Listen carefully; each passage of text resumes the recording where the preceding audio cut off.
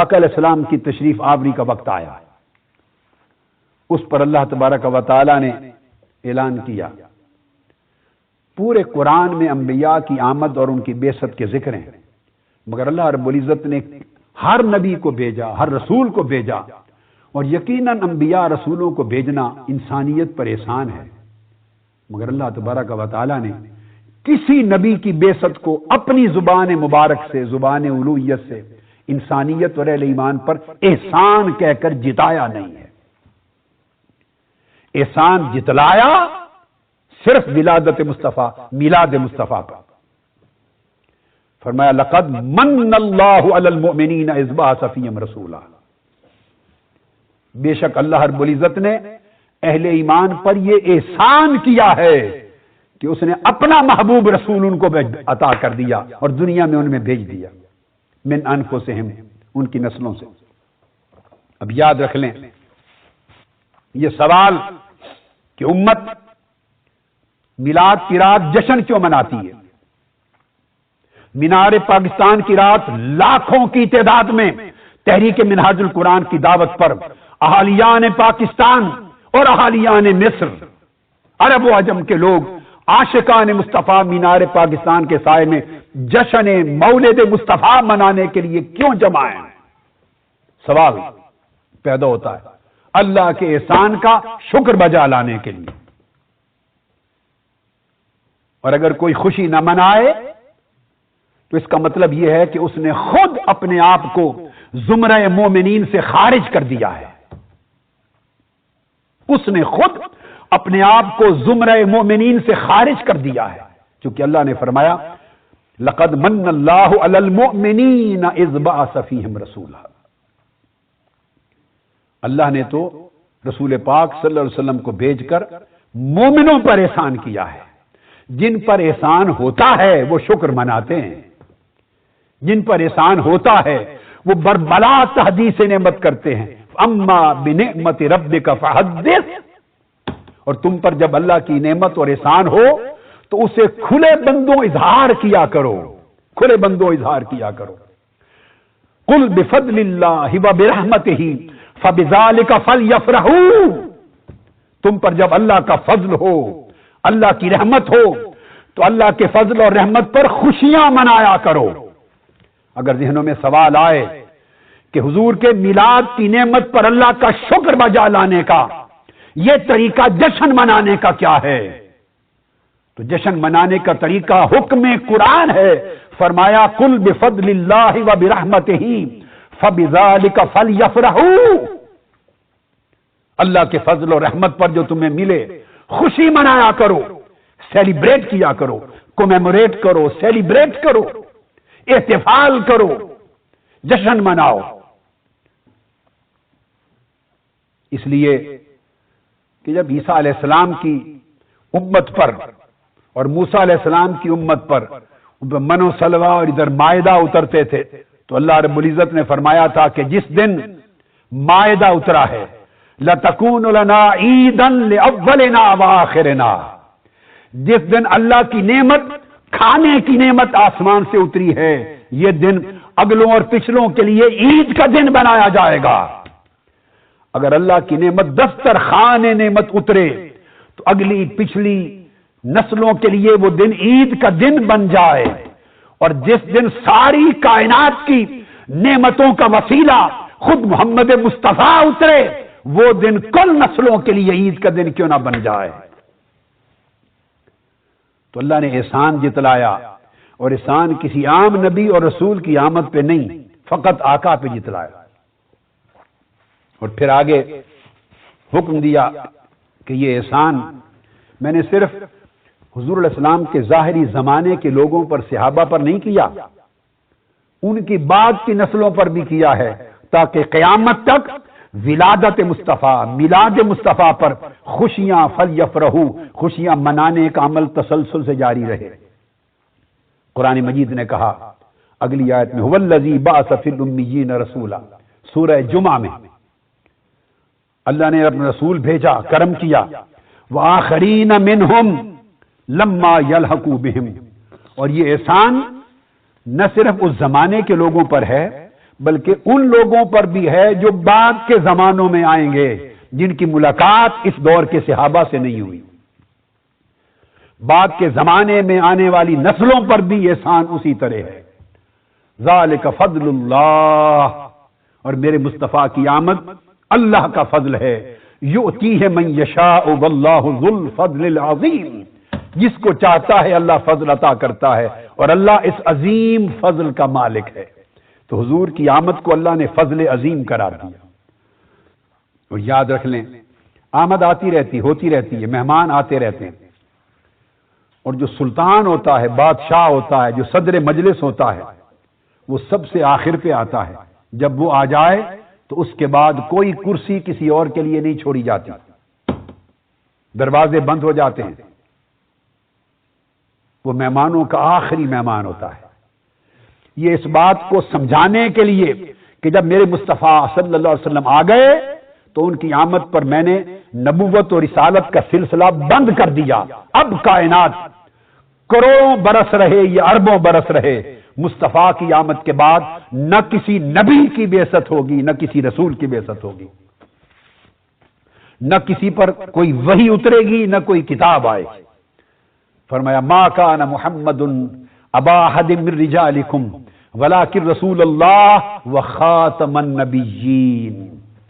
محمد مصطفیٰ صلی اللہ علیہ وسلم آ گئے تو یہ سارے نبیوں کے خاتم بن کے آ گئے۔ تو حضور کی آمد پر جب سلسلہ نبوت بھی بند ہو گیا، سلسلہ رسالت بھی بند ہو گیا، اور وحی اور کتابوں کا نزول بھی بند ہو گیا، تو پتہ چلا کہ جو مقصود کائنات تھا، جو مقصود سلسلہ نبوت تھا، جو مقصود سلسلہ انبیاء و رسل تھا، اب وہ مقصود آ گیا ہے، وہ سلطان آ گیا ہے، وہ آخر الانبیاء آ گیا ہے، وہ بادشاہ آ گیا ہے، وہ صدر کائنات آ گیا ہے۔ اس کے بعد اب کسی صاحب نبوت و رسالت کی آمد کی گنجائش نہیں ہے، کیونکہ اس نے پہلے آئے ہوئوں کی کتابوں پر تصدیق کی مہر لگانی ہے۔ تو اس نے آقا علیہ السلام کا کل کائنات اول و آخر زمانوں کا سلطان بنا دیا۔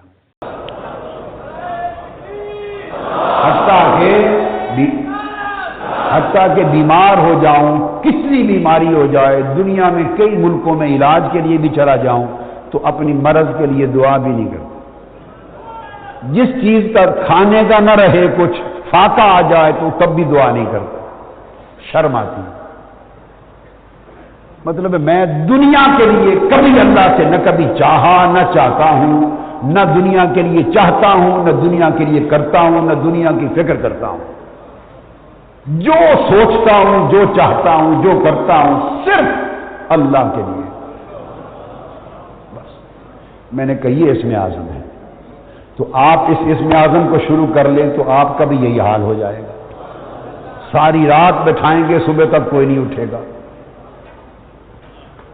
وہ کہنے لگے کہ یہ سمجھ میں نہیں آتی۔ میں کہ آپ سمجھ میں آئے یا نہ آئے آپ کی مرضی ہے، میرا تو قصور نہیں ہے، مگر قسم کھا کے بتا دیا کہ ہے یہی کچھ۔ یعنی میں مخلوق کے لیے نہیں کہ مخلوق جمع ہو جائے یا یہ ہو جائے، یہ لوگ آ جائیں، یہ فلان، یہ میں سوچتا ہی نہیں اس چیز کو۔ تو مخلوق کی سوچ کو ہی دل سے نکال دینا اور صرف اسی کی خاطر سب کچھ کرنا، یہ اسم اعظم ہے۔ اصل تصوف یہ ہے۔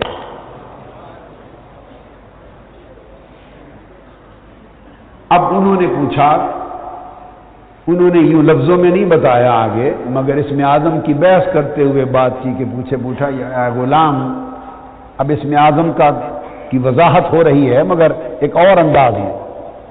پوچھا کہ بیٹے، آپ اگر چاہتے ہیں کہ وہ تاثیر جس کے آپ طالب ہیں آپ کو مل جائے، انہوں نے یہ کہا 3 چیزیں اپنا لیں۔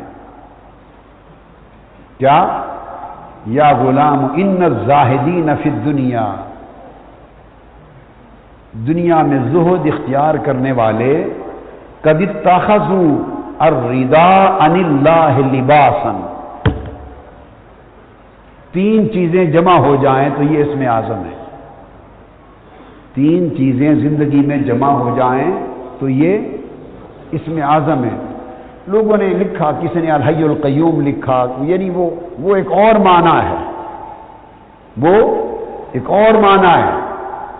مگر انہوں نے کہا کہ یہ ایک اور معنی ہے انہوں نے کہا کہ اگر اللہ کی رضا لباس بن جائے، ہر کام میں، ہر حال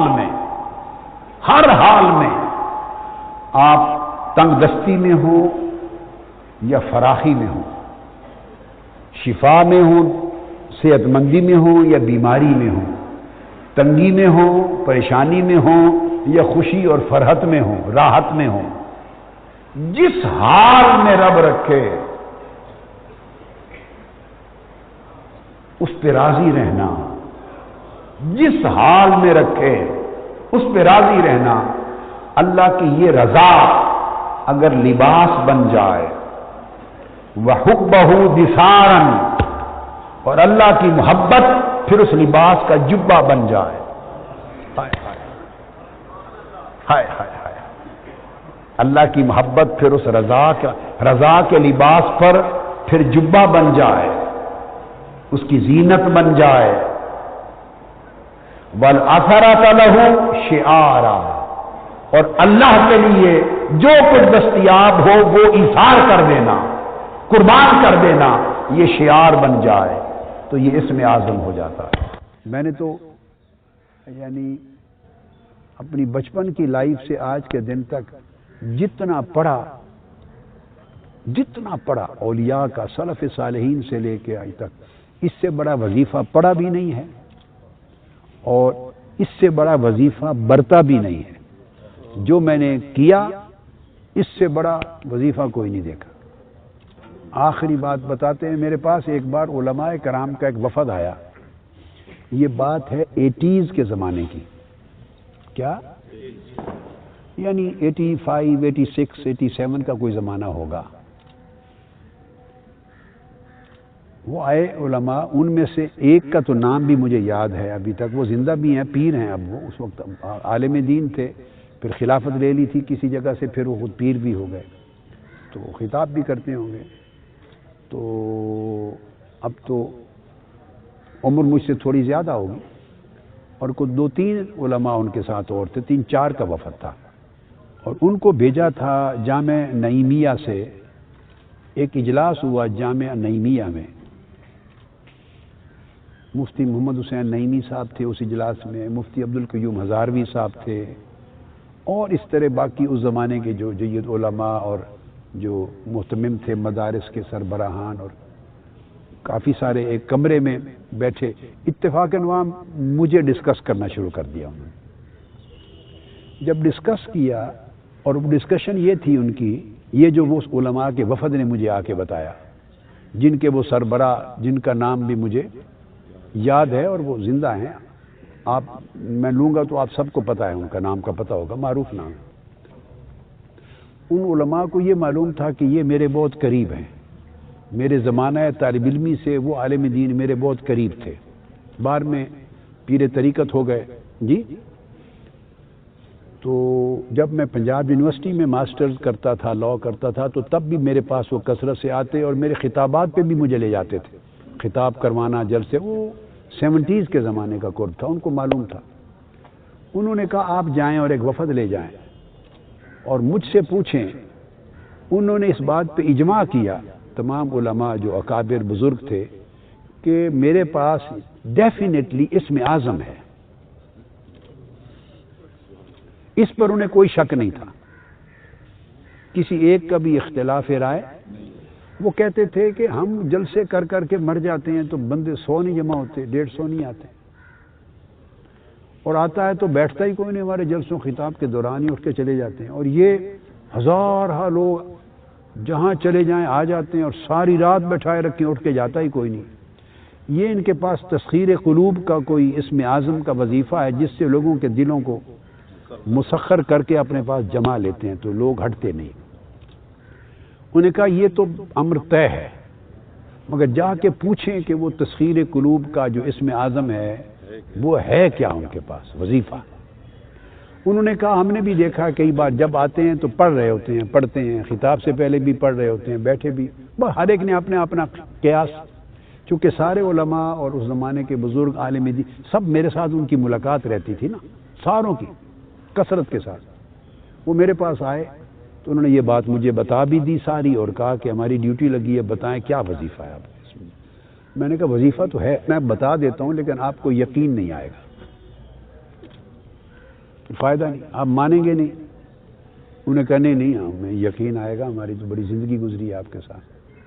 میں نے کہا آپ کو شاید آ جائے گا، تو ان باقی علماء کو ممکن ہے نہیں آئے گا جو اس وقت ساتھ نہیں ہیں، لیکن یقین نہیں کریں گے آپ کو۔ انہوں نے اصرار کیا بتا دیں، میں نے کہا وظیفہ میں ہے، میں بتا دیتا ہوں، مگر بشرطے کہ آپ یقین کرتے یقین کریں گے۔ جو میں نے آپ کو بتایا، میں نے کہا کہ میرے پاس جو وظیفہ جو میں کرتا ہوں وہ یہ وظیفہ ہے کہ میں کوئی وظیفہ مخلوق کی خاطر نہیں کرتا، کوئی وظیفہ مخلوق کے دھیان میں بھی نہیں کرتا، جو کرتا ہوں صرف اللہ کے لیے کرتا ہوں، اور اللہ کی رضا کے سوا عالم خلق میں سے کسی چیز کی طلب میں بھی کوئی وظیفہ نہیں کرتا۔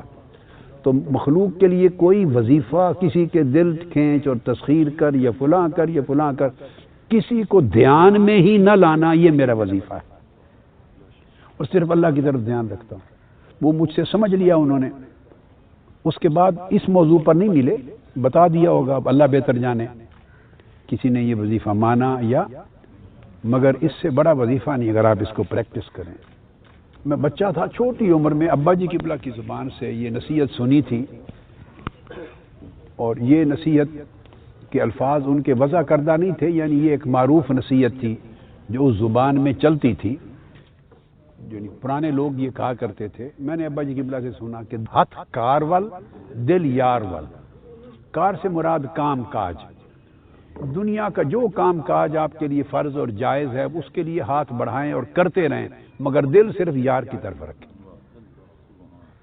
دل کبھی کسی کام کی طرف نہ ہو۔ محبت اور عقیدت جائز اور ناجائز تمام مذاہب میں جائز بھی ہوتی ہے اور ناجائز بھی رہی ہے، یہ میں خلاصہ عرض کر رہا ہوں۔ تو محبت اور عقیدت کا ہونا اگر جائز ہو تو وہ ایمان کا حصہ ہو جاتا ہے۔ والدین کا ادب ہے، عقیدت ہے، اساتذہ کی ہے، مشائخ کی، بڑوں کی، بزرگوں کی، اولیاء و صالحین کی، صحابہ کرام، اہل بیت عطا، اوپر درجے چلے جاتے ہیں۔ نیک لوگ، دین کی تبلیغ کرنے والے، عالم، استاد، یہ سارے درجے میں آتے ہیں۔ تو یہ ایک حد ہے۔ اس عقیدت کا اظہار ایک الگ چیز ہے۔ پھر میں نے سمجھایا کہ اظہار ہر آدمی جو کرتا ہے وہ اپنی سمجھ، اپنی طبیعت، اپنا ذوق، جو اس کا مائنڈ سیٹ ہے، جو اس کی سمجھ میں آتا ہے اس کے مطابق اظہار کرتا ہے۔ ایک صحابی آئے آقا علیہ السلام کی بارگاہ میں اور آ کے سجدہ کر دیا، دھڑام گر گئے، سجدہ کر دیا۔ آقا علیہ السلام نے پوچھا کہ یہ کیوں کیا؟ منع فرمایا، بعد میں فرما دیا یہ حرام ہے، جائز نہیں ہے۔ لفظ حرام نہیں ہے مگر شرعن حرام ہے، اس لیے کہہ رہا ہوں۔ فرمایا انسان کو سجدہ نہیں کر سکتا، اگر میں اجازت دیتا تو بیویوں کو، شوہروں کے لیے اجازت دیتا، اللہ کے سوا کسی کو سجدہ نہیں۔ دین ہے، اگر کوئی عبادت کی نیت کر لے تو کافر و مشرک ہو جائے گا، اور تعظیم کی نیت کرے تو فاسق ہوگا، یہ حرام ہے۔ یعنی کسی بھی نیت سے سجدہ اللہ کے سوا کسی کو ہے ہی نہیں، آقا علیہ الصلوۃ والسلام کے لیے بھی جائز نہیں ہے، تو بس کسی اور کی کیا جواز ہے نا۔ تو میں نے کہا انہوں نے یہ کر دیا، آقا علیہ السلام نے سنا، انہوں نے کہا ہم نے دیکھا روم کی سلطنت اپنے بادشاہوں کو سجدے کرتے ہیں، تو ہمارے ہاں آپ سے بڑا بادشاہ کون ہے؟ اب انہوں نے ایک اظہار عقیدت کیا، مسئلہ معلوم نہیں تھا مگر جو سمجھ میں آیا اظہار کر دیا۔ اب آقا علیہ السلام کا چونکہ وہ پیغمبر ہیں، ہادی ہیں، انہوں نے روک دیا کہ یہ جائز نہیں ہے، ممنوع ہے میری شریعت، سمجھا دیا۔ یہ ساری چیزیں جن پہ آقا علیہ السلام نے منع نہیں فرمائی وہ جائز کی حد میں آ جاتی ہیں، جس پر منع نہیں وہ جائز ہے۔ مگر میں نے سمجھایا ہر جائز چیز معیار نہیں ہوتا، اصل یہ بات سمجھے، یہ میں تمہید لا کے تو اینڈ پہ ہر جائز چیز معیار نہیں ہوتا۔ میں نے کہا میری طبیعت اور روش یہ ہے اور علم یہ کہتا ہے کہ جائز پر اکتفا نہ کریں، اونچے معیار کی طرف جائیں۔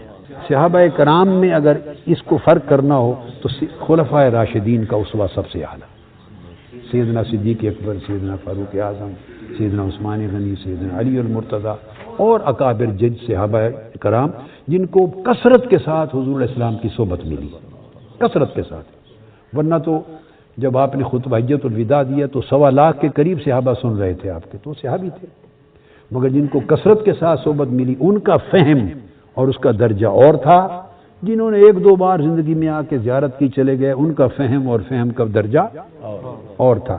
اظہار میں فہم کا دخل ہو جاتا ہے کہ بندے کی کتنی سمجھ ہے، کتنی نہیں، اور جنہوں نے طویل صحبت اختیار کی ہو وہ اپنے فہم کو فنا کر دیتے ہیں فہم نبوی میں، جو آقا علیہ السلام نے تعلیم دی اس میں اپنی سوچ کو فنا کر دیتے ہیں۔ تو میں نے مثال ان کو یہ دی کہ زندگی میں ہمیشہ جو وتیرہ ہے وہ اعلیٰ اور معیاری رکھے، زندگی میں اللہ کے ساتھ اپنے تعلق کو اخلاص پہ رکھیں، اس میں مخلوق کو شامل نہ کریں۔ کیا کوئی کام اللہ کے لیے جو کام ہے، کوئی کام جو اللہ کے لیے ہے اس میں مخلوق دور دور تک نظر نہ آئے، وہ ریا بن جائے گی، وہ ریا بن جائے گی۔ اور کوئی کام جو اللہ کی مخلوق کے لیے کریں اس میں آپ کا نفس میں دور دور تک نظر نہ آئے، آپ معیار سے گر جائیں گے۔ کن مع الخالق بلا خلق وکن مع الخلق بلا نفس، خالق کے ساتھ مولا کے ساتھ ایسے رہو جیسے مخلوق ہے ہی نہیں، جو کرو اس کے لیے کرو۔ میرے پاس یہ حضرت یہ ایک بڑی دلچسپ بات آ گئی، یہ ہم نے اندر تو نہیں کرنی تھی، اب ان کی نصیحت کے لیے علماء کرام کا ایک وفد آ گیا میرے پاس، یہ بات 80s کی ہے، 1985 86 87 کے زمانے کی۔ ان میں کچھ علماء میری ینگ لائف کے میرے دوست احباب یا ملنے والے تھے، اب وہ عالم اور پیر صاحبان ہو گئے تھے۔ وہ وفد آیا تو مجھے کہنے آپ نے سنی ہوگی یہ بات، تو وہ آئے، انہوں نے کہا کہ فلاں دارالعلوم میں، لاہور کی ایک بہت بڑی جامعہ ہے، تو اس دارالعلوم میں ایک اجتماع تھا، پھر وہاں علماء اکٹھے ہوئے، بڑے بڑے اکابر، ان میں اب اکثریت وفات پا گئی، یہ پرانی بات ہے۔ تو انہوں نے کہا کہ میرا نام لیا بھی، ان کے پاس کوئی اسم اعظم ہے، یہ وہاں اجماع کیا انہوں نے آپس میں، اجماع بھی جیسے ہر گلی کے بعد مولوی صاحبان اجماع کرتے رہتے ہیں، ہر بندہ جو مولوی جو کہتا ہے وہ کہتا ہے اس پر اجماع امت ہے، نہ اس کو اجماع کا پتہ نہ امت کا پتہ، وہ خود ہی امت ہے، خود ہی اجماع ہے، خود ہی دین ہے، جو اس کی نہیں مانے وہی کافر ہے۔ اس لیے ہم نے جنگ لڑی ہے فتنہ تکفیر کے خلاف ساری زندگی، کسی کا حق نہیں ہے کسی کو کافر بنانے۔ صوفیاء، ہم صوفیاء کے مشرب کے لوگ ہیں، صوفیاء مسلمان بناتے تھے اور تم آج کافر بناتے ہو، وہ اسلام میں داخل کرتے تھے، تم اچھے بھلے مسلمانوں کو اسلام سے خارج۔ اس لیے ہم نے اس کے لیے آپ کو پتہ ہے 35-40 سال جنگ لڑی، مگر اللہ نے کامیابی دی، وہ زبانیں بند ہو گئی، ابھی پھر کچھ عرصے میں چل پڑی۔ وہ ہوتا رہتا ہے، اس طرح کی سوچ جو ہے وہ خارجیت کی سوچ ہے، وہ خارجیت کی سوچ ہے۔ وہ پہلے حضرت مولانا طارق جمیل صاحب کے لوگوں میں داخل ہو گئی تھی ایک زمانے میں، اب وہ ادھر ہمارے والے لوگوں میں داخل ہو گئی، برابر ہو گیا تھا کام برابر ہو گیا۔ مطلب ہے یہ اپروچ خارجیت ہے، خارجیت، اور اعتدال، تواضع، انکساری، وسعت قلبی، نرمی، نفرت کا نہ ہونا، پیار، محبت، یہ دین ہے۔ کبھی زندگی میں سمجھیں جو وقت وضو کے بغیر ہے وہ آپ مر گئے، آپ اس وقت زندہ نہیں اس لمحے، یعنی مسلمان بغیر وضو کے یوں سمجھیں کہ سمجھ میں نہیں آ سکتا کہ وہ کیسے چل پھر رہا ہے، کیسے کھا رہا ہے، کیسے مل رہا ہے لوگوں سے۔ وضو مومن کا بیٹے لباس ہے، وضو مومن کا، اس سے 60% نماز کا پڑھنا آسان ہو جاتا ہے، اس سے برکت ملتی ہے۔ وضو سے رہیں، نماز کی، روزہ کی، عبادات کی اور طاعات کی کبھی غفلت نہ کریں، غفلت شیطان کے داخل ہونے کا دروازہ ہے۔ انہوں نے کہا کہ جا کے پوچھ آئیں کہ کیا اسم اعظم ہے، وہ میرے پاس آ گئے کہ بتا دیں۔ میں نے کہا اسم اعظم میرے پاس ایک ہے، مگر وہ ہے بڑا مشکل، آپ نے اس پر عمل نہیں کرنا، وہ وظیفہ آپ سے ہوگا نہیں۔ کہتے ہیں نہیں آپ بتا دیں، ہم وعدہ کر کے آئے ہیں کہ ہمارا تعلق اتنا قریبی ہے کہ ہم یہ راز لے کے آئیں گے۔ انہوں نے کہا وہ خطاب سے پہلے بھی دیکھتے ہیں، تسبیح ہوتی ہے ہاتھ میں، لب ہلتے ہیں، کچھ پڑھتے ہیں، اس سے تسخیر قلوب ہوتا ہے۔ ساری رات خطاب کرتے ہیں تو اٹھتا ہی کوئی نہیں بندہ، ہمارے خطاب سننے کے لیے 100 بندہ کوئی نہیں بیٹھتا، ادھر اٹھتا کوئی نہیں، سمندر بیٹھ، یہ تسخیر قلوب ہے، اسم اعظم سے کرتے ہیں۔ یہ ان کا مسئلہ تھا کہ معلوم کریں وہ کیا تھا کہ ہم بھی وہ پڑھیں۔ میں نے کہا ہے میرے پاس اسم اعظم، مگر آپ کے لیے ہوگا مشکل۔ انہوں نے کہا کیا؟ میں نے کہا بتا دیتا ہوں، اسم اعظم یہ ہے کہ اللہ کی عزت کی قسم ہے میں نے زندگی میں کوئی کام مخلوق کے لیے نہیں کیا، جو کیا اللہ کے لیے کیا، یہ میرا اسم اعظم۔ کوئی کام جو کرتا ہوں اس میں کسی مخلوق اور کسی دنیاوی غرض کے لیے نہیں، صرف اللہ کے لیے کرتا ہوں۔ میرے اللہ کو پسند ہے یا ناپسند ہے، کروں یا نہ کروں، میرا کوئی پیمانہ علاوہ اس کے زندگی میں ہے ہی نہیں۔ تو میں اس دل میں اللہ کے سوا اور اللہ کی رضا کے سوا اور اس کے قصد کے سوا کسی چیز کو داخل نہیں کرتا۔ تو جو کرتا ہوں، جو پڑھتا ہوں، یہ جو آپ تسبیح جو پڑھتا ہوں صرف اللہ کے لیے پڑھتا ہوں، اس کے عوض میں اپنے لیے بھی، میں نے آپ کی تشریف لانے سے پہلے ان کو بتا دیا تھا کہ میں 26 سال اپنے شیخ قدوۃ الاولیاء سیدنا طاہر علاء الدین البغدادی کی صحبت میں رہا۔ میں نے ان کو بتایا 26 سال میں ایک بار بھی میں نے ان سے عرض نہیں کیا کہ حضور میرے لیے دعا فرما دیں۔ 26 سال میں نے اپنے شیخ سے نہیں عرض کیا کہ دعا کرو۔ میں اپنی زندگی کے معاملات اللہ پہ چھوڑتا ہوں، یہ میرا توکل کا معنی ہے کہ مولا بندے کی بہتری کو بندے سے زیادہ اچھا جانتا ہے۔ تو میں نے کہا میں اللہ کے سوا کسی کے لیے کوئی عمل نہیں کرتا، اللہ کی رضا کے لیے، یہ اسم اعظم ہے۔ اور یہی حضرت ابراہیم بن ادھم نے بتایا تھا، کسی نے پوچھا اسم اعظم، فرمایا تو دل سے اللہ کے غیر کو نکال دے تو جو لفظ پڑھے وہی اسم اعظم ہو، جو چاہو پڑھو اسم اعظم ہو۔ بیٹے دل کو اتنا خاص کر لیں، خالص، طاہر، ستھرا، اور اخلاق اچھے رکھیں۔ بیٹے آپ کے اخلاق سے، عبادت سے، وضع قطع سے، تواضع انکساری سے، لوگوں کے ساتھ اخلاص اور محبت سے، پیار سے خوشبو آئے ایمان کی بھی، مسلمان ہونے کی۔ اور اگر یہ پیدا کر لیں تو سمجھیں آپ منہاج القرآن سے کچھ لے کر گئے، یا آپ کا میرے ساتھ کوئی تعلق ہے اور اس کا کچھ فائدہ پہنچا آپ کو۔ اگر یہ خوشبو آپ اپنے عمل سے، زندگی اور اپنے برتاؤ سے لوگوں کے ساتھ نہیں دے سکتے تو آپ اس کو امپروو کرتے رہیں، امپروو کریں۔ ٹھیک ہے بیٹے؟ حضرت ابراہیم بن ادھم کے پاس کوئی شخص آیا تھا اور اس نے آ کے عرض کیا کہ مجھے اسم اعظم بتا دے، اسم اعظم۔ اور میں نے سنا ہے کہ اسم اعظم جس کے پاس ہو تو بندہ مشرق سے مغرب تک اس کے تصرفات ہوتے ہیں۔ تو اسم اعظم کیا ہے؟ تو آپ نے فرمایا بھائی اپنے دل کو اللہ کے لیے خالی کر لے، اپنے دل کو اللہ کے لیے خالی کر لے، پھر ہر اسم اعظم ہوگا، جو چاہے پڑھ وہ اسم اعظم بن جائے گا۔ تو جب دل اللہ کے لیے خالی ہو جاتا ہے اور اس کے ساتھ جڑ جاتا ہے، وہ دل زندہ ہو جاتا ہے، اور پھر اس سے باقی ساری خواہشیں مردہ لگتی ہیں۔ یہ جو جس کے لیے لڑتے مرتے تھے نا، یہ نہیں ہوا، یہ نہیں ہوا، یہ نہیں ملا، یہ میرا یہ ہو گیا، میرا فلاں یہ ہو گیا، یہ جو 24 گھنٹے یہ مسائل ہوتے ہیں زندگی کے، یہ سب یہ مردوں کے ہم نوچتے ہیں گوشت، مردوں کے گوشت کھاتے ہیں، حرام کھاتے ہیں، مردوں کی میتوں کے گوشت نوچ کے کھا رہے ہیں۔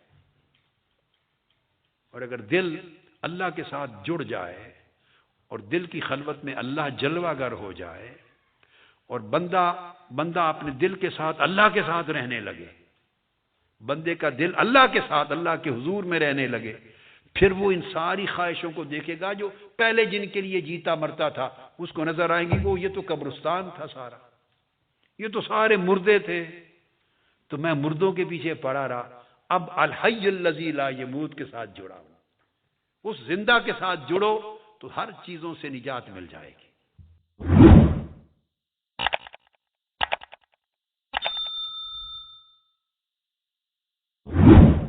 وحاسب نفسک فی کل خطرۃ، اور ہر خطرہ میں اپنے نفس کا محاسبہ کرو، محاسبہ کرو۔ خطرہ، اب خطرہ کیا ہے؟ یہ بڑی ایک دقیق اور لطیف بات کی امام محاسبی نے۔ خطرہ فرمایا ہر خطرہ جب آئے تو سیف گارڈ کرو اپنے آپ کا، اس سے، اپنے دل کا، اپنے نفس کا گارڈ اور پروٹیکٹر بن کر اس کا معائنہ کرو، کیلکولیٹ کرو، واچ کرو، اور جہاں کوئی خطرہ آئے there and then you have to stop it. اب خطرہ کسے کہتے ہیں؟ بڑی سادہ بات سمجھا دیتا ہوں، یہ تصوف کی اصطلاح ہے، مگر سادہ سا ترجمہ کر دوں، خطرہ کہتے ہیں خیال کو۔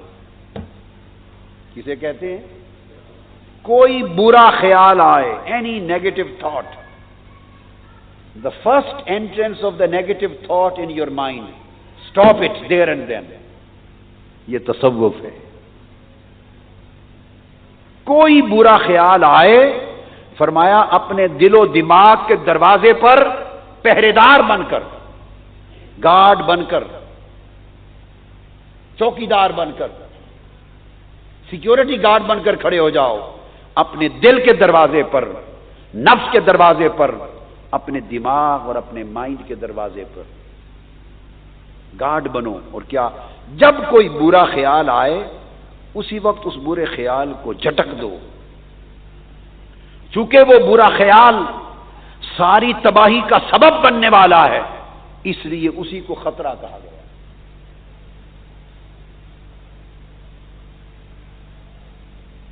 وہ پہلا خیال جب آتا ہے تو بڑا آسان ہوتا ہے انسان کو روک دینا۔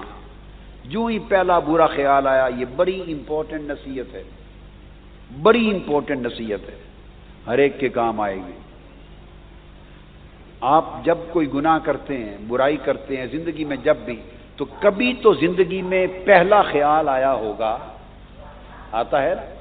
پہلا خیال، the first bad thought in your mind, the first wrong thought in your mind, the first entrance of wrong idea, any thought.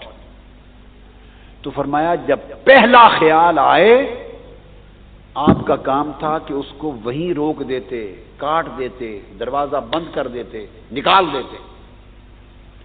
اعوذ باللہ من الشیطان الرجیم پڑھتے، خواہ معوذتین آخری 2 سورتیں پڑھتے، خواہ قل واللہ احد اور قل اعوذ برب الفلق اور قل اعوذ برب الناس پڑھتے، خواہ 2 نفل پڑھتے، خواہ اللہ سے معافی مانگتے، اعوذ باللہ من الشیطان الرجیم کا ورد کرتے، اللہ سے پناہ مانگتے، اس کے وظائف ہیں، کوششیں ہیں، غسل کرتے، وضو کرتے، یہ سارے ٹریٹمنٹس ہیں، علاج ہے۔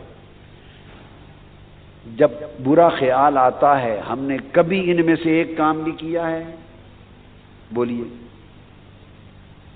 وہ آتا ہے گزر جاتا ہے، آتا ہے گزر جاتا ہے، 100 بار آتا ہے گزر جاتا ہے، کبھی پرواہ نہیں کرتے ہم۔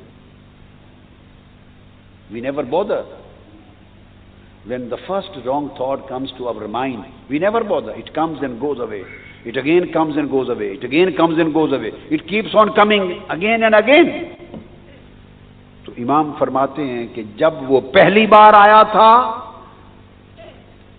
تو اٹ واز خطرہ، خیال، تھاٹ۔ اگر آپ اس کو روک دیتے تو محاسبہ ہو جاتا، آپ بچ جاتے، لیکن چونکہ آپ نے اسے نہیں روکا، and it went on coming again and again, بار بار آتا گیا، تو فرمایا جو خیال پھر بار بار آتا رہے، بار بار آتا رہے، that becomes a concept, it becomes شہوت، وہ تصور بن جاتا ہے، وہ آئیڈیا۔ کافروں سے خطاب کیا، غیروں سے، دشمنوں سے خطاب کیا، فرمایا لا یعلمھا الا ہوا، اللہ کے سوا کوئی نہیں جانتا، چابیاں اس کے پاس ہیں۔ ایک روز میں سویا تو اللہ پاک نے زمین کے سارے خزانوں کی ساری چابیاں مجھے عطا کر۔ یہ غیب ایسا خزانہ نہیں جو کھل نہیں سکتا، غیروں کے لیے بند رہتا ہے اور اپنوں کے لیے وہ کھولتا ہے۔ اسی کھولنے کے سلسلے کو نبوت کہتے ہیں۔ غیب کی کنجیاں اللہ ہی کے پاس ہیں، اسی کے پاس ہیں۔ اور انہیں اللہ کے سوا کوئی نہیں جانتا کہ کہاں ہیں۔ اب اس آیت سے بھی بعض ساتھیوں کو کج فہمی اور کم فہمی کی وجہ سے اور نادانی کی وجہ سے اور مقام و منصب رسالت کا فہم اور معرفت کما حق نہ ہونے کی وجہ سے یہاں بھی مغالطہ لگا اور یہ کہہ دیا کہ دیکھو اللہ کے پاس غیب کی کنجیاں ہیں، بے شک مفاتیح الغیب کا مالک اللہ ہے،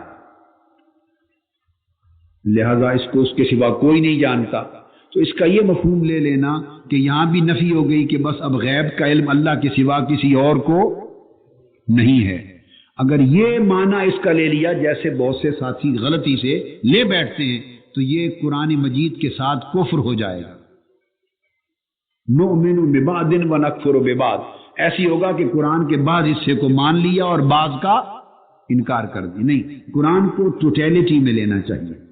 یہاں یہ بیان کرنا مقصود ہی نہیں کہ علم غیب اللہ نے کسی اور کو نہیں دیا، یہاں تو یہ بیان ہو رہا ہے کہ غیب کی کنجیاں اللہ کے پاس ہیں اور انہیں اور کوئی نہیں جانتا۔ یہ معنی نہیں ہے کہ علم غیب اللہ کسی اور کو نہیں دیتا۔ اب کیا ہے کنجی کسے کہتے ہیں؟ مفتاح کی جمع ہے مفاتح۔ کنجی کہتے ہیں تالے کو کھولنے والا آلہ ہے۔ کنجی اس لیے ہوتی ہے کہ تالے کو کھولا جاتا ہے۔ تو مفتاح استعمال کرنے کا مطلب یہ تھا کہ غیب ایک خزانہ ہے اللہ کا، غیب ایک خزانہ ہے اللہ کا، جیسے آپ تالے میں ایک چیز رکھتے ہیں آپ کا خزانہ ہوتا ہے، تو غیب اللہ کا خزانہ ہے۔ اور فرمایا اس کی کنجیاں اللہ کے پاس ہیں۔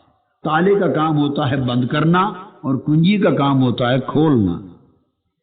اور اگر علم غیب اللہ کا ایسا خزانہ ہوتا کہ اس نے اس کا دروازہ ہمیشہ کے لیے ہر ایک پر بند کر دیا ہوتا اور کسی کو سرے سے یہ خزانہ علم غیب کا دینا ہی نہ ہوتا تو وہ اس کی کنجیاں بناتا ہی نہیں۔ کنجیوں کا بنانا اور رکھنا اور بتانا کہ میرے پاس ہیں، اس بات کا اشارہ ہے کہ جو غیر ہیں ان کے لیے خزانہ بند ہے، اپنوں کے لیے کنجیاں موجود ہیں، جن کے لیے چاہتا ہوں کنجی لگا کے دے دیتا ہوں۔ مفاتیح الغیب، کنجی کے دو ڈائریکشن ہوتے ہیں۔ اگر کنجی کو آپ اس طرف گھما دیں تو بند ہو جاتا ہے، اس طرف گھما دیں یا جیسے بھی ڈائریکشن ہو تو کھل جاتا ہے۔ بتانے کا مقصد یہ تھا کہ کنجی میرے پاس ہے، تمہارے پاس نہیں ہے۔ جب غیر دیکھتا ہوں عام آدمی کے لیے تو کنجی اس طرف پھیر دیتا ہوں، اور جب پیغمبر نبی اور پیارے آتے ہیں تو کنجی اس طرف پھیر دیتا ہوں۔ انہی کنجیوں سے غیب کا خزانہ بند بھی ہوتا ہے، انہی کنجیوں سے غیب کا خزانہ کھل بھی جاتا ہے۔ آیت کا تو یہ معنی ہے۔ تو یہ تو علم غیب عطا کرنے کا اشارہ دے رہی ہیں، یہ تو اشارہ ہے۔ آدم علیہ السلام کو جب زمین پر اتارا، سورہ اعراف میں وہ جب درخت کا پھل کھانے کا معاملہ ہوا تو پھر جب اتارا تو اتارنے لگے نا، اللہ پاک اتارنے کو حکم دیا تو اترنے لگے۔ تو جاتے ہوئے ایک بات کہ آدم ذرا رک جائے، ایک بات سنتا جا۔ ناراضگی ہو رہی ہے نا، ناراضگی ہو رہی ہے اور حبوط ہو رہا ہے، زمین پر اتارا جا رہا ہے۔ آپ اتر جائیں، آپ زمین پر جا رہے ہیں۔ اتر کے نیچے جانے لگے تو ساتھ بلا کے کہتے ہیں آدم تمہیں کہا نہیں تھا اب یہ پھل نہ کھانا؟ اور آدم تمہیں یہ نہیں بتایا تھا کہ یہ بڑا بے ایمان ہے، شیطان کھلا دشمن ہے، اس کے جال میں نہ آنا؟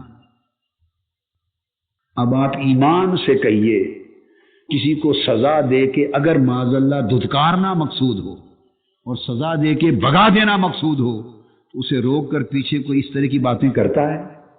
ہائے ہائے بھئی، سزا دے دی، نکال دیا، کوئی روک کر کہتا ہے تمہیں بتایا نہیں تھا بھئی یہ نہ کھانا، اور یہ نہیں بتایا تھا کہ یہ بڑا بے ایمان ہے، پرلے درجے کا دشمن ہے شیطان، ان کے جال میں نہ آنا؟ باری تعالیٰ بتایا تھا۔ پھر اترنے لگے، فرمایا ذرا ایک اور بات تو سن جانا۔ وہ کیا ہے؟ فرمایا اگر مجھ سے معافی مانگنی ہو تو یہ کلمات بھی بتا دیتا ہوں۔ ہائے ہائے، تو آدم علیہ السلام سزا میں اشارہ مغفرت پا گئے، تھی سزا اور اس میں اشارہ محبت پا گئے۔ اشارہ ہے بھائی درخواست کا طریقہ بھی لکھا دیتا ہوں، اس طرح کر کے لکھنا نا اور ڈال دینا، قبول ہو جائے گا۔ ربنا ظلمنا انفسنا وان لم تغفر لنا وترحمنا لنکونن من الخاسرین، اس طرح درخواست لکھ کے ڈال دینا تو قبول ہو جائے گی۔ جی سزا جا رہی ہے، جنہیں یہ سزا نظر آ رہی ہے وہ سزا میں ہی گم ہیں آج تک، جنہیں سزا نظر آئی وہ آج تک سزا میں ہی گم ہے کہ معاذ اللہ غلطی ہوئی سزا دے دی، اپنی اپنی عقل ہے، پتہ نہیں یہ ہماری الٹی ہے یہ اوروں کی الٹی ہے، کسی کی تو الٹی ہے، تو کئی تو سزا میں گم ہیں۔ اور جب ہم اس مقام کو پڑھتے ہیں تو اللہ کی عزت کی قسم مجھے تو سزا میں عطا نظر آتی ہے، سزا میں عطا نظر آتی ہے۔ تو مقصد ہے کہ ایک جملہ ایسا بولا جاتا ہے، مضمون ایک اور ہوتا ہے پر دوسرا اشارہ بھی اس میں دے دیا جاتا ہے۔ تو ایک بات شریعت میں فقہ میں کہتے ہیں عبارت النص، ایک ہوتی ہے اشارت النص۔ قل یا ایھا الناس انی رسول اللہ الیکم جمیعا الذی لہ ملک السماوات والارض۔ یہاں بھی دو چیزوں کا جوڑ بڑا سمجھنے والا ہے۔ فرمایا اے لوگو، میں حضور علیہ السلام فرما رہے ہیں اللہ کے امر سے، میں تم سب کی طرف اللہ کا رسول آیا ہوں۔ کون سا اللہ؟ اب اللہ کا تعارف کروا رہے ہیں، انی رسول اللہ الیکم جمیعا، میں تم سب کی طرف اس اللہ کا رسول آیا ہوں۔ کون اللہ؟ وہ اللہ الذی لہ ملک السماوات والارض، جو زمین و آسمان کی ساری کائنات کا مالک ہے۔ میں اس کا نمائندہ بن کر آیا ہوں، میں اس کا نمائندہ بن کر آیا ہوں جو زمین و آسمان کی ساری کائنات، ساری زمین و آسمان کی مملکت کا ملک، مملکت کا خالق و مالک ہے۔ تو تعارف یہ کرایا کہ جو زمین و آسمان کی کائنات اور مملکت کا مالک ہے اس کا نمائندہ۔ سمجھانا مقصود یہ تھا کہ وہ رب جس کی مملکت جب تک زمین ہے قائم ہے، جب تک آسمانی کائنات ہے جس کی مملکت قائم ہے، جس کی مملکت کبھی ختم نہ ہونے والی ہے، زمین اور آسمانوں کی بقا تک اور ان کے بعد بھی جو مالک اس کی مملکت قائم ہے، میں چونکہ اس کا نمائندہ بن کے آیا ہوں، لہذا جب تک زمین و آسمان رہیں گے تب تک میں رسول رہوں گا۔ اللہ پاک نے آقا علیہ السلام کی رسالت کو اپنی مملکت کے ساتھ جوڑ دیا۔ ایک نئی تفسیر ہے، اس آیت کی نئی تفسیر ہے اور اصل تفسیر ہے، قرآن کا فرمان ہی یہی ہے، اصل تفسیر ہی یہ ہے۔ حضور کی رسالت کے دائرے کو اللہ نے اپنی مملکت کے دائرے کے ساتھ جوڑ دیا۔ فرمایا لوگوں، جیسے کوئی امبیسڈر کہے، جیسے کوئی امبیسڈر کہے کہ میں کینیا کا امبیسڈر نہیں ہوں، میں سورینام کا امبیسڈر نہیں ہوں، میں برطانیہ کا امبیسڈر ہوں، پاکستان میں بولے میں امریکہ کا امبیسڈر ہوں، تو وہ جو برطانیہ امریکہ کا امبیسڈر ہونا بتا رہا ہے وہ اپنی امبیسڈرشپ کی طاقت بتا رہا ہے، تاکہ جب میں بولوں گا تو سمجھو میں نہیں بول رہا، وہ امریکہ بول رہا ہے۔ برطانیہ کا امبیسڈر کہے گا ہائی کمیشن، جب میں بولوں گا کوئی کہہ سکتا ہے کہ یہ بول رہا ہے، برطانیہ نہیں بول رہا۔ جب سفیر بولتا ہے تو وہ ملک بولتا ہے، سفیر بولتا ہے تو وہ ملک بولتا ہے۔ آقا فرما رہے ہیں لوگوں، میں اس رب کا امبیسڈر بن کے آیا ہوں۔ نبی سفیر ہوتا ہے، یاد رکھ لیں، نبی اللہ کا دنیا میں سفیر ہوتا ہے، میں اس رب کا سفیر بن کے آیا ہوں جو زمین و آسمان کی ساری مملکت کا خدا ہے۔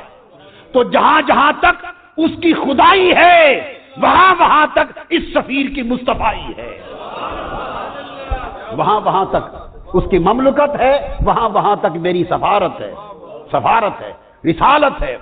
اب اگر کوئی حضور کے بعد کسی کو نیا نبی اور رسول ماننا چاہے تو اس کے لیے ضروری ہے کہ رسول کے بعد کسی کو رسول بنانے سے پہلے کوئی نیا خدا بنا لے، پہلے کوئی نئی مملکت کا مالک بنائے، خدا بنائے، اور اگر وہ خدا ہے تو اس کا سفیر بھی ہے، اس کا رسول بھی ہے، اور جہاں جہاں تک اور جب جب تک وہ خدا ہے تب تب تک وہ مصطفیٰ ہے۔ لہذا جس طرح اس کی خدائی کے ہوتے ہوئے کوئی خدا ذلی بروزی بھی نہیں ہو سکتا، اس طرح مصطفیٰ کی سفارت اور رسالت کے ہوتے ہوئے اور مصطفیٰ کی مصطفائی میں کوئی ذلی بروزی بھی نہیں ہو سکتا۔ وہ ہے تو یہ بھی ہے، اور اگر یہ نہیں تو وہ بھی نہیں۔ سن لیں، آپ کو نہیں گھبرانے کی ضرورت، میں ذمہ دار ہوں جملے کا، میں ذمہ دار ہوں۔ وہ ہے، اب قانون یہ ہے، مملکت الہیہ اور رسالت ختم رسالت محمدی کے جوڑ میں اب قانون یہ ہے کہ وہ ہے مملکت کے ساتھ تو یہ بھی ہے رسالت کے ساتھ، اور اگر یہ نہیں تو وہ بھی نہیں۔ حاضرین محترم، اب میں چونکہ آیات کے مضمون کو ختم کرنا چاہتا ہوں، بہت میں نے بتایا تھا 100 سے زائد آیات میں مضمون آیا ہے ختم نبوت کا، تو اس طرح کی آیات ہیں۔ میں صرف بطور نمونہ آپ کو بتا دوں کہ اللہ تبارک و تعالیٰ نے جہاں کہیں ذکر کیا نبوت کا، نقطہ سن لیں آخری، چونکہ آیات کا حصہ ختم کر رہا ہوں، اللہ پاک نے جہاں ذکر کیا نبوت کا، رسالت کا، وحی کا، یاد رکھ لیں وہاں قبل کا ذکر آیا ہے حضور کے ریفرنس سے۔ پورے قرآن میں یہ اتھارٹیٹیو بات ذہن میں رکھ لیں، الحم سے والناس تک حضور کے من بعد کا ذکر نہیں آیا، بس ختم ہو گئے۔ جو آدمی اس کے بعد کوئی اعلان کرے تو وہ پہلے قرآن کو منسوخ ہونے کا اعلان کرے۔ پورا قرآن اگر اٹھا کے دیکھیں پورے قرآن کو تو جہاں بھی ذکر آیا ہے من قبل ہے، من بعد میری براد من بعد نوح ہے کہ نوح کے بعد آئے نبی، مگر حضور کے بعد کا نہیں ہے۔ اب میں صرف آیتوں کے حصے پڑھ دوں گا آپ کو صرف نمونہ سمجھانے کے لیے، اور اس نقطے پر آیات قرآنی کا مضمون ختم کرتے ہیں۔ مثلا فرمایا وَلَقَدْ أَرْسَلْنَا إِلَىٰ أُمَمٍ مِّن قَبْلِكَ، سورہ انعام۔ آپ صرف قبلک کے لفظ کو سنتے آئیں، میں ہر ایک کا ترجمہ نہیں کروں گا وقت بچانے کے لیے۔ مطلب اور ہم نے آپ سے پہلے نبیوں کی طرف رسول بھیجے، تو رب کہتا ہے کہ ہم نے رسول آپ سے پہلے بھیجے، پیچھے تو بھیجا ہی کوئی نہیں۔ سورہ آل عمران قل جاءکم رسل من قبلی بالبینات، سورہ آل عمران، میرے حبیب فرما دیں کہ رسول وہی تھے جو مجھ سے پہلے آئے، فرما دیں جو رسول تھے وہ بینات معجزات لے کر مجھ سے پہلے سب رسول آ چکے۔ جاءکم رسل، کل رسول آ چکے، من قبلی، جنہوں نے آنا تھا مجھ سے پہلے آ چکے۔ پھر سورہ آل عمران میں اگلی آیت آگے فقد کذب رسل من قبلک، آپ سے پہلے رسولوں کی تکذیب کی گئی۔ پھر سورہ انعام میں فرمایا وَلَقَدِ اسْتُهْزِئَ بِرُسُلٍ مِّن قَبْلِكَ، رسول آپ سے پہلے آئے اور نہ ماننے والوں نے ان کا ٹھٹھا مذاق کیا۔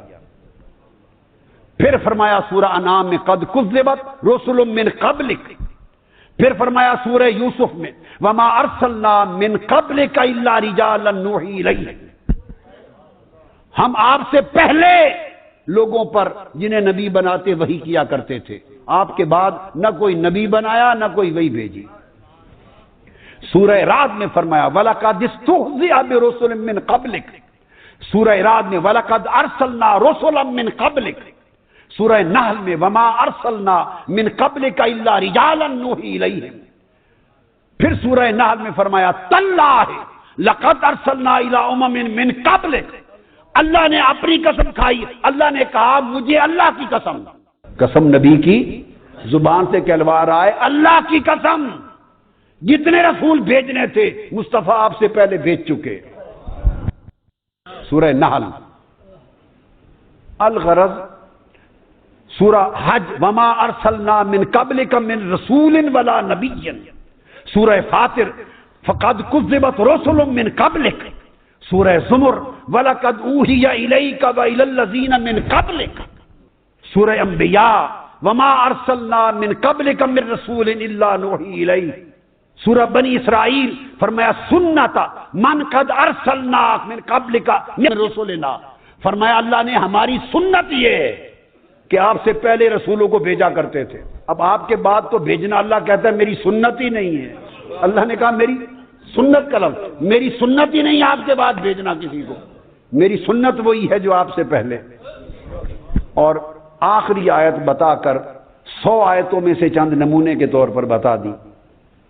خاص آیت ہے سورہ حامیم السجدہ، اس میں آیت نمبر 43 ہے، اس میں ارشاد فرمایا ما یقال لک الا ما قد قیل للرسل من قبلک، میرے حبیب جو کچھ آپ سے کہا گیا ہے کوئی نئی بات نہیں کہی، وہی کچھ کہا گیا ہے جو آپ سے پہلے رسولوں کو کہا کرتے تھے۔ ما یقال لک، آپ سے اور کوئی نئی بات نہیں کہی گئی، وہی کچھ کہا گیا جو آپ سے پہلے رسولوں کے لیے کہا گیا۔ تو گویا اللہ پاک نے نبوت، رسالت، وہی ہر شے کے لیے کلیتاً قبل کی شرط لگا دی۔ نبوت یا رسالت اور وہی یا حضور کی ذات سے متعلق یا من قبلک، حضور سے پہلے، اور بعد میں نہ کوئی نبوت نہ رسالت نہ وحی۔ ہاں بعد میں ایک شے ہے وہ کفر و ارتداد ہے، وہ شیطنت ہے، وہ گمراہی ہے، وہ جہنم ہے۔ رضا کے سوا اور اس کے قصد کے سوا کسی چیز کو داخل نہیں کرتا۔ تو جو کرتا ہوں، جو پڑھتا ہوں، یہ جو آپ تسبیح جو پڑھتا ہوں صرف اللہ کے لیے پڑھتا ہوں، اس کے عوض میں اپنے لیے بھی، میں نے آپ کو آپ کی تشریف لانے سے پہلے ان کو بتا دیا تھا کہ میں 26 سال اپنے شیخ قدوۃ الاولیاء سیدنا طاہر علاء الدین البغدادی کی صحبت میں رہا۔ میں نے ان کو بتایا 26 سال میں ایک بار بھی میں نے ان سے عرض نہیں کیا کہ حضور میرے لیے دعا فرما دیں۔ 26 سال میں نے اپنے شیخ سے نہیں عرض کیا کہ دعا کرو۔ میں اپنی زندگی کے معاملات اللہ پہ چھوڑ دوں، یہ میرا توکل کا معنی ہے کہ مولا بندے کی بہتری کو بندے سے زیادہ اچھا جانتا ہے۔ تو میں نے کہا میں اللہ کے سوا کسی کے لیے کوئی عمل نہیں کرتا، اللہ کی رضا کے لیے، یہ اس میں اعظم ہے۔ اور یہی حضرت ابراہیم بن ادھم نے بتایا تھا، کسی نے پوچھا اس میں اعظم، فرمایا تو دل سے اللہ کے غیر کو نکال دے تو جو لفظ پڑھے وہی اس میں اعظم ہو، جو چاہو پڑھو اس میں اعظم ہو۔ بیٹے دل کو اتنا خاص کر لیں، خالص، طاہر، ستھرا، اور اخلاق اچھے رکھیں۔ بیٹے آپ کے اخلاق سے، عبادت سے، وضع قطع سے، تواضع انکساری سے، لوگوں کے ساتھ اخلاص اور محبت سے، پیار سے خوشبو آئے ایمان کی بھی، مسلمان ہونے کی۔ اور اگر یہ پیدا کر لیں تو سمجھیں آپ منہاج القرآن سے کچھ لے کر گئے، یا آپ کا میرے ساتھ کوئی تعلق ہے اور اس کا کچھ فائدہ پہنچا آپ کو۔ اگر یہ خوشبو آپ اپنے عمل سے، زندگی اور اپنے برتاؤ سے لوگوں کے ساتھ نہیں دے سکتے تو آپ اس کو امپروو کرتے رہیں، امپروو کریں۔ ٹھیک ہے بیٹے؟ حضرت ابراہیم بن ادھم کے پاس کوئی شخص آیا تھا اور اس نے آ کے عرض کیا کہ مجھے اسم اعظم بتا دیں، اسم اعظم، اور میں نے سنا ہے کہ اسم اعظم جس کے پاس ہو تو بندہ مشرق سے مغرب تک اس کے تصرفات ہوتے ہیں۔ تو اسم اعظم کیا ہے؟ تو آپ نے فرمایا بھائی اپنے دل کو اللہ کے لیے خالی کر لے، اپنے دل کو اللہ کے لیے خالی کر لے، پھر ہر اسم اعظم ہوگا، جو چاہے پڑھ وہ اسم اعظم بن جائے گا۔ تو جب دل اللہ کے لیے خالی ہو جاتا ہے اور اس کے ساتھ جڑ جاتا ہے، وہ دل زندہ ہو جاتا ہے، اور پھر اس سے باقی ساری خواہشیں مردہ لگتی ہیں۔ یہ جو جس کے لیے لڑتے مرتے تھے نا، بھی یہ نہیں ہوا، یہ نہیں ہوا، یہ نہیں ملا، یہ میرا یہ ہو گیا، میرا فلاں یہ ہو گیا، یہ جو 24 گھنٹے یہ مسائل ہوتے ہیں زندگی کے، یہ سب یہ مردوں کے ہم نوچتے ہیں گوشت، مردوں کے گوشت کھاتے ہیں، حرام کھاتے ہیں، مردوں کی میتوں کے گوشت نوچ کے کھا رہے ہیں۔ اور اگر دل اللہ کے ساتھ جڑ جائے اور دل کی خلوت میں اللہ جلوہ گر ہو جائے اور بندہ اپنے دل کے ساتھ اللہ کے ساتھ رہنے لگے، بندے کا دل اللہ کے ساتھ، اللہ کے حضور میں رہنے لگے، پھر وہ ان ساری خواہشوں کو دیکھے گا جو پہلے جن کے لیے جیتا مرتا تھا، اس کو نظر آئیں گی وہ یہ تو قبرستان تھا سارا، یہ تو سارے مردے تھے، تو میں مردوں کے پیچھے پڑا رہا، اب الحی الذی لا یموت کے ساتھ جڑا ہوں، اس زندہ کے ساتھ جڑو تو ہر چیزوں سے نجات مل جائے گی۔